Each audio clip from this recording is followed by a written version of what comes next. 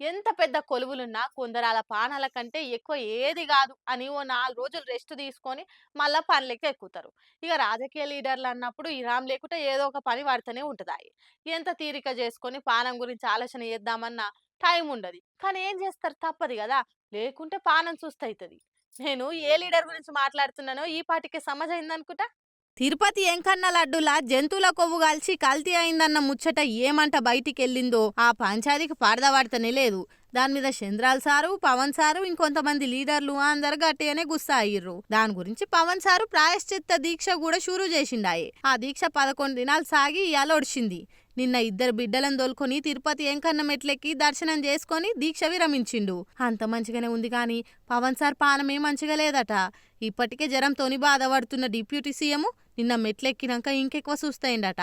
అందుకే తిరుపతి కొండ మీదనే వైద్యం అందిస్తురు డాక్టర్లు. కానీ ఎంత జ్వరంతోనున్నా లేవకుటున్నా గాని పని అంటే పనే. ఏమన్నా డెడికేషనా అంటారు పవన్ సార్ పట్టుదల గురించి ఇన్నోళ్ళంతా. ఎందుకంటారా, పానం బాలేకున్నా గాని ఇవాళ సాయంత్రం తిరుపతిలో పెట్టిన వారాహి సభకు ఆయన వస్తాడని పాటోలు చెప్పిర్రు. ఇక ఈ సభలో వారాహి డిక్లరేషన్ అంశాల గురించి మాట ముచ్చట నడుస్తుందట.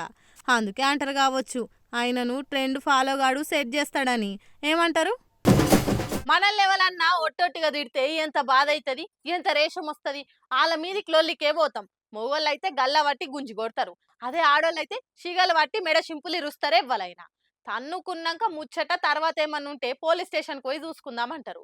కానీ మాటలు మాట్లాడి బద్నామేస్తే మామూలు జనం రియాక్షన్ గిట్లుంటది.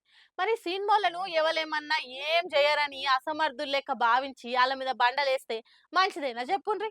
నాగార్జున సార్ మీద కొండా సురేఖక్క మాట్లాడిన మాటలిన్న అక్కినేని అభిమానులే కాదు, అన్నం తింటున్న మనిషి అనే ఎవ్వలైనా కూడా అగ్గై మండుతుర్రు. మామూలు జనాలకే ఆమె మాటలిని మనసుల కలుక్కుమంటుంది. ఇంత దిగజారి ఎట్లా మాట్లాడుతుర్రు మంచి పదవి ఉన్నోళ్ళు అని చీదరైతుండ్రు.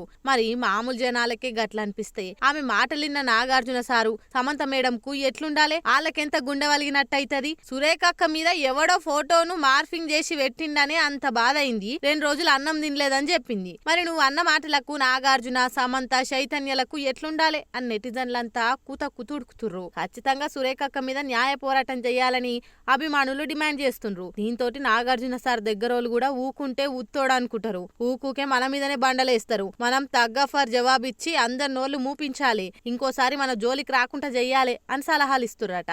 దీంతో నాగార్జున సార్ కూడా మంచి వకీల్ను బట్టి కొండా సురేఖకు లీగల్ నోటీసులు పంపి పరువు నష్టం దావేసి కోర్టుకీడ్చే పనులుండని తెలుస్తుంది. సార్ ఇప్పుడు విశాఖపట్నంలో ఉన్నాడు. ఆడికించి హైదరాబాద్ రాగానే ఆ పని చేస్తాడని అంటున్నారు అభిమానులు. నిజమే. ఈ నడుమ యూట్యూబ్ ఛానళ్ల కానుంచి రాజకీయ లీడర్ల దాకా అందరు గుట్టుగా బతుకుతున్న సినిమాలను బజాట్లకు గుంజుతుర్రు. ఇక్కడేదో రాజకీయ లీడర్లు సుధపూసలైనట్టు ఇంకొకరు దిక్కు ఏలు చూపిస్తుండ్రు అని ఇవన్నీ చూస్తున్న నెటిజన్లు భాగభాగం అంటుర్రు. చూడాలిగా ఈ పంచాయతీ ఏడు దాకా పోతుందో.